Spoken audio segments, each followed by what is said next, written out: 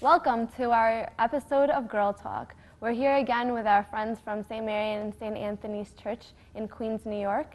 And today we are discussing a very important topic. It has to do with teenage sexuality. And we're starting today by asking you guys how you think we can curb teenage sexuality. How can we stop it or limit it in our schools and among our friends? I think that some girls think that it's okay, but once you do it, maybe you should warn them or talk to your friends about it. If they pressure you, just talk to them about it. Be like, what are you gonna get from it? What's gonna satisfy you if you do that? I'm gonna tell them what they shouldn't be doing. They should ignore guys that tell them that. And I'll tell them that if they lose their virginity or anything, they would never get it back. So what's the point of doing that? Sometimes it just pressures me. Goes okay, my friends are doing it. What's so wrong about it? Even if my bestest of friends do it, it's okay, I'm okay, they're doing it, why can't I do it? It doesn't seem so wrong anymore. Yeah, so it's my friends are doing it and we all do the same thing. Why can't I do it? Okay, Marlene? It's because I be pressured by these stuff because people in the school and people in my class go around and ask me if I ever had it before. I say and then they say no, and they were like I'm a loser or something, and they had it and it was better. So then I feel I should do it or something. Do you guys truly believe that you are a loser, or you're not cool if you haven't done it? I don't think you're a loser if you haven't done it. I think it's a good thing. Because when you get married, that's a gift to your husband. I don't think I'm a loser. I think I'm pure. And most of the people that do ask me, they probably didn't do it either, and they're just showing off that they did. And I think they're kind of losers for doing that. Yeah, the same thing. I go with Laura. Some people say they do it, but they didn't. Because, everybody, in their own family, I believe that everybody has their own rules and their own traditions. If somebody says, oh, my parents don't care about me, all of that, I don't believe that. Maybe they're, letting them free a little, but everybody has their own rules to the point where, they won't, they would lie to, be cool, or, try to get friends, or, people who want to be like them. It's this whole cool group when really it's just a whole wannabe group, not a cool group. I think the people that talk to me about that and say that I'm a loser because I'm still a virgin or something, some of them aren't a virgin and they're probably jealous or they're getting in a lot of problems, so they want me to face the same problem. And most of them they're virgins, but they just want to show off, what Laura said. I agree with Miriam because if they do it, then they feel so guilty, and they feel they've done it, they've done wrong. So they try that they're not the only ones who do it. So they try to make you do it and feel like a loser. Do you guys think that parents have an important role in preventing or helping their teens not be physically active?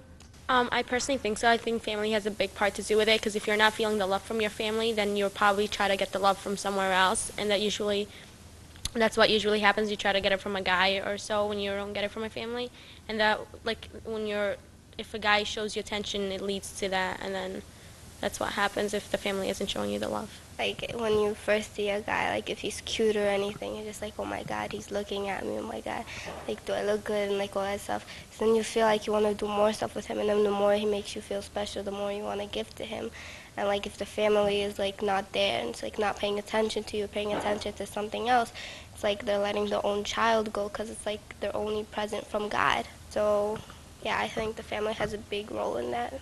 And do you think that if the parents are okay with dating early or okay with premarital activity, sexual activity, do you think that it would make you guys or the teenagers in general feel okay in doing such things? I think that maybe people at first might think it's okay, but maybe you learn as the time goes, but not to the point where like you've already done and you're just like, oh my God, like what should I do now? Like I think like if they're okay with it, don't take advantage of it. Like keep your gift. Like that's something from God, not everybody has it. I have friends that their parents are okay with them dating and stuff, but they still want to be virgins and they just don't want to lose it to anyone. So you being a virgin or not should matter most to you and not to your parents. It makes you, like, it's how it makes you feel about yourself. Do you think your parents' values, or what Monica was saying, traditions or the culture, they have something to do with the decisions you make in life? I think they do have decisions of what we do in life because they're our parents and they take care of us and they don't want us to like get hurt or something. Maybe okay the traditions like go along with it. Like if someone like change their mind and you're just like, okay, I'm not gonna get married. Like it's something that goes back to you. It doesn't go back to your family. Like family might go on like and talk about their children and stuff, but it always goes back to you. It doesn't go back to anyone else.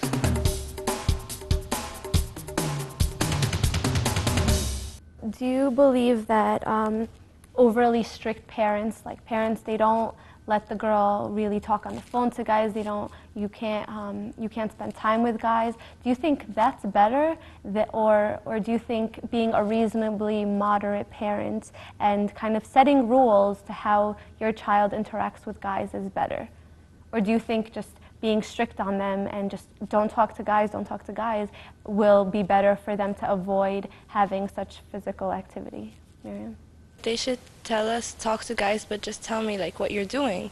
And then like if they're friends with us and we tell them about everything, we're probably not gonna face like as much as problems as we do it behind our parents' back. Very good. Okay, Monica? I agree with Miriam because like if you do it behind their back, that's like committing more sin, and like it's already enough that you're probably talking about like stuff with guys that you shouldn't be talking about. But like if you do it behind their backs, like your parents are just gonna be like, oh, like, well, why are you doing this? And be like, you're the one who made me do this, and it comes back to them. So it makes them sin and us. So that's one thing, and the other thing is that they shouldn't let you like be free like totally, but like not be with like all the school people. Like if you're going out with church people, like all of them understand like everything and like understand what you should do and what you shouldn't do. So I think that's more like better than like hanging out with like school people and school guys. I think your parents should have rules on you because like if they leave you like that, you might get in an accident, like sexual accidents, or maybe like you'll start dating and your parents wouldn't want that. I don't think and you correct me if I'm wrong, I don't think they were saying they shouldn't have rules on you.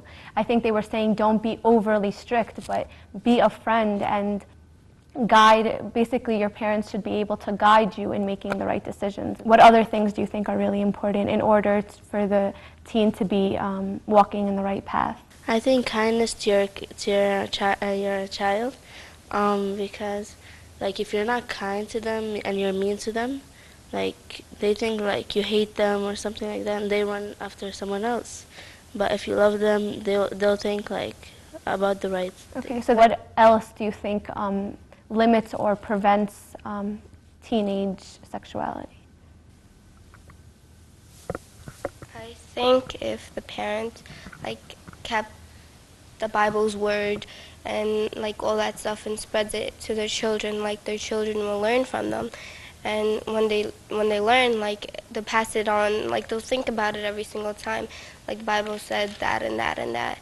And they're gonna keep thinking about it, and that's good because when the family does that with the child like thinks about God, not about themselves. So like that prevents some of the sexuality and stuff. I agree with Monica because my dad, honestly, he's like really, really religious, and I look up to him. And every time I see him, like in the morning, he's always reading the Bible. So that tells me that like I should probably be more like him when I grow up and stuff like that. Not when I grow up, like now. But like to other people, their families might be like, they might be separated. Their dad and mom, they might be separated, and like the mom is doing something bad, and the daughter looks up to her. So one major thing you obviously are saying is parents' involvement. like that parents need to be friends, they need to be good examples and role models to their kids in order for them to not feel insecure. What else do you think are consequences to teenage sexuality? So we have a lot of you said that they'd feel like a low self-esteem, right? Or not enough self-respect for them to keep their virginity or to be pure. What else do you think are consequences of sexual sin? Like your whole purpose in life is to make your way through heaven. So basically, if you do all those things and just forget about God and all His words and like what He gave to you, like some people just take advantage of it.